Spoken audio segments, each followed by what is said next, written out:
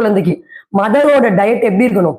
காலையில எந்திரிச்சோன்னே மாதுளம்பழம் இல்ல சாத்துக்குடி, கமலா ஆரஞ்சு, வாழைப்பழம் மட்டும் எடுக்காதீங்க. ஏற்கனவே வெயிட் அதிகமா இருப்பாங்க ஆஃப்டர் டெலிவரி.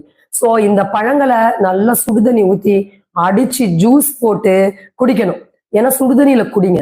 ஏன்னா நிறைய மதர்ஸ்க்கே கோல்டு ப்ராப்ளம் இருக்கும், ஆஸ்மா ப்ராப்ளம் இருக்கும். அதனால சுடுதண்ணியில குடிச்சாதான் ரத்தம் ஊறும். ரத்தம் ஊறினாதான் சளி ரத்தத்துல இருந்து குறையும். இது கூட இப்ப நம்ம சொல்ற ஹெர்பல் மெடிசன்ஸ் எடுத்துக்கிட்டீங்கன்னா சளி மோஷன் வழியா வந்துடும், மூக்கு வழியா வராது.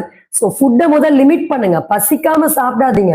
நிறைய சாப்பிட்டாதான் சத்துன்னு நம்ம மைண்ட்ல பதிஞ்சதுதான் இன்னைக்கு நிறைய நோய்களுக்கு காரணமா இருக்குங்கிறது புரிந்து கொள்ளணும்.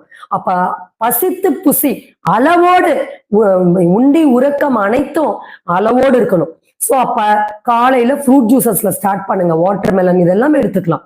அடுத்து